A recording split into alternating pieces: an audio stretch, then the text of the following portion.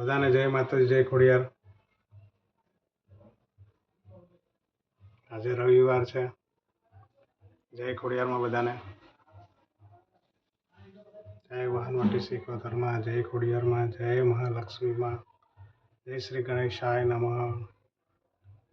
આશાપુરાય માતાય નમઃ। શ્રી કૃષ્ણ ગોવિંદ હરે મુરારી, વિષ્ણવે નમઃ, મહાલક્ષ્મી નમઃ, ઓમ ગમ ગણપતે નમઃ, રિદ્ધિ સિદ્ધિ વિનાયકાય નમઃ।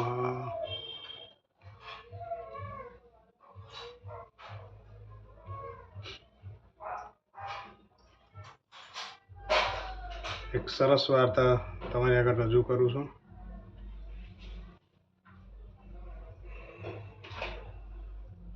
આપણા ઘરમાં વડીલની કેટલી જરૂર છે એની એક સુંદર વાર્તા છે, સમજવા લાયક।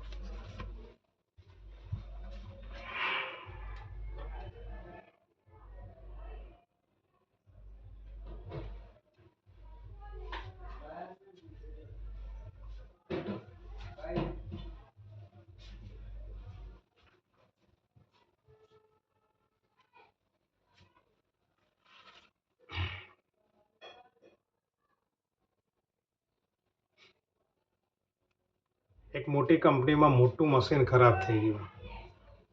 મશીન વિદેશથી મંગાવેલું, તેથી તેને રિપેર કરવાવાળા એન્જિનિયર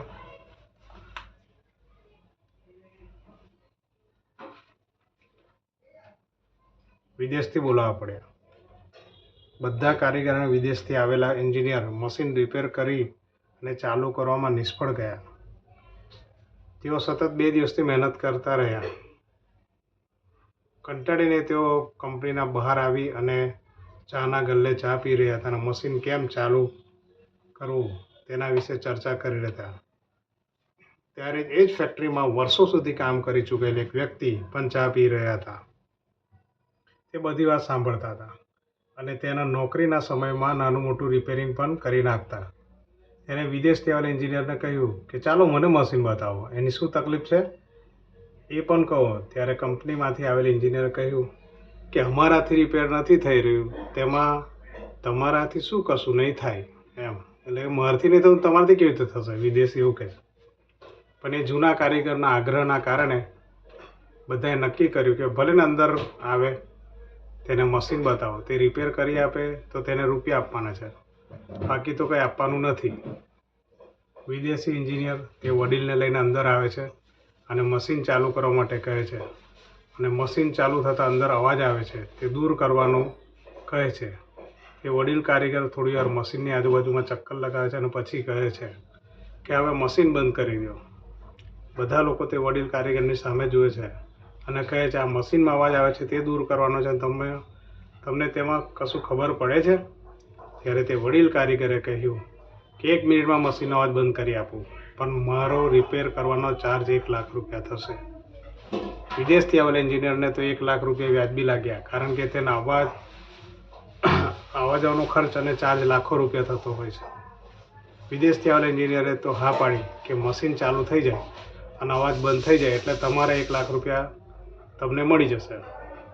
હવે તમે મશીનનું રિપેરિંગ ચાલુ કરો। એ વડીલ કારીગરે એક હથોડો મંગાવ્યો અને મશીનને ચાલુ કરવાની જે અવાજ આવતો હતો ત્યાં બારીકાઈથી જોયું અને થોડી વાર પછી એક હથોડાનો ઘા કર્યો અને મશીનમાંથી આવતો અવાજ બંધ થઈ ગયો। એટલે બધાને આશ્ચર્ય તો થયું, પણ સાથે સાથે એ પણ હથોડાનો ઘા કરવાનો 1 લાખ રૂપિયા થોડા હોય। ત્યારે વડીલ કારીગરે કહ્યું કે વર્ષો સુધી આવા મશીન સાથે કામ કર્યું છે, મેં હથોડાના ઘા ભલે એક જ માર્યો હોય, પણ તે ક્યાં મારવો, ક્યારે મારવો અને કેટલો વજન આપી અને મારવો તે તમારા એન્જિનિયર કરતાં પણ મને વધારે ખબર છે, અને તેના જ 99,000 રૂપિયા છે, બાકી હથોડો મારવાનો તો 1,000 જ છે। ફેક્ટરીના માલિક ખુશ થઈને 1 લાખ રૂપિયા આપ્યા, કારણ કે મશીન બંધ થવાથી રોજનું 3-4 લાખનું નુકસાન થઈ રહ્યું હતું। આ વડીલ કારીગર એટલે આપણા બધાના ઘરમાં રહેલા વડીલો છે। ભણેલ ગણેલ માણસ પાસે ભલે પુસ્તકીય જ્ઞાન હોય, પરંતુ તેને વાસ્તવિકમાં કામ કરી અનુભવ અને જ્ઞાન મેળવ્યું છે તે બધા પણ માસ્ટર ડિગ્રી કરતાં જરા પણ કમ નથી। અને આ અનુભવ અને જ્ઞાન મેળવેલી વ્યક્તિ એટલે દરેક પરિવારના વડીલો જેની સલાહ પણ આપણને પસંદ નથી.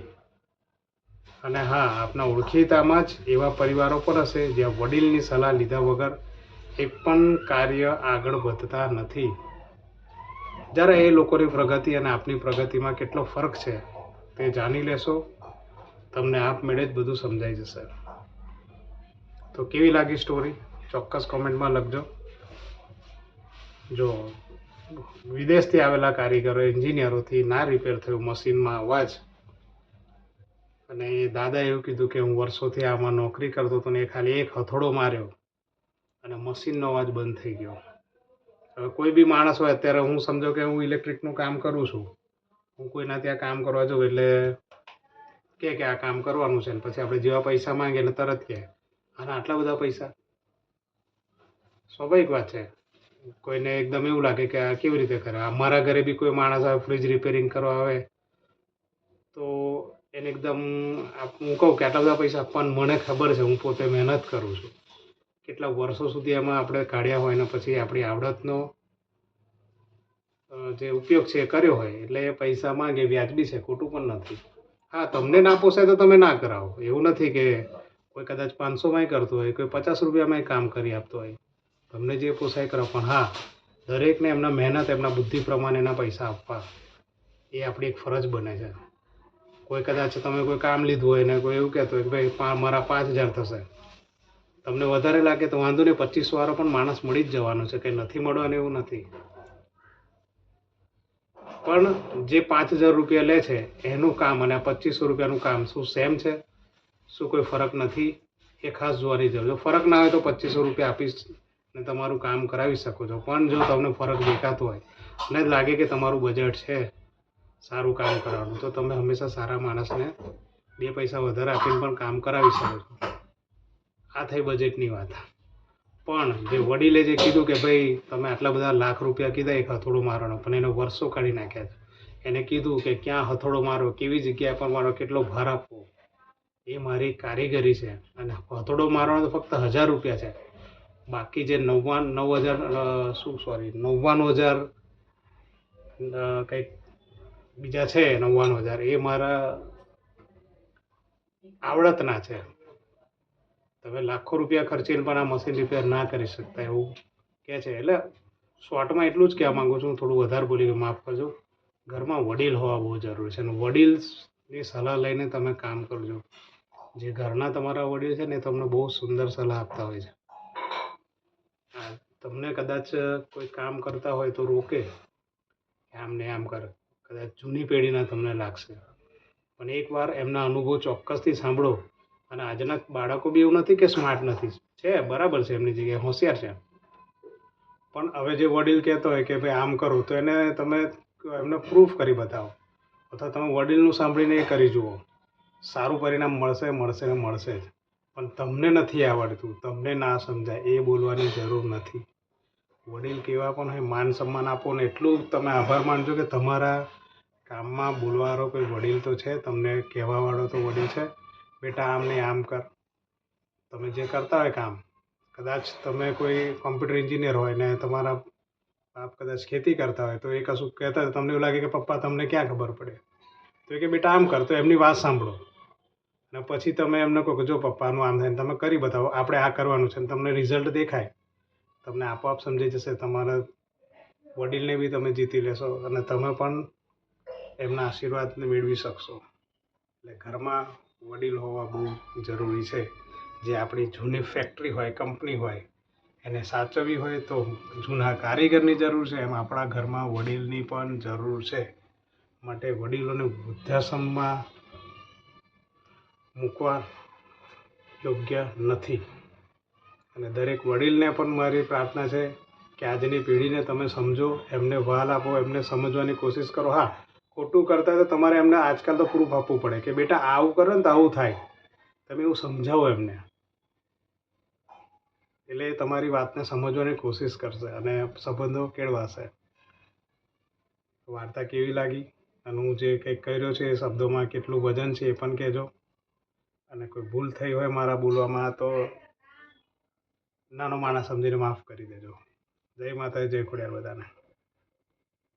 બાકી મારો સંદેશો બધાને સારું આપવાનો છે, સારું સારું થાય બસ. જય માતાજી.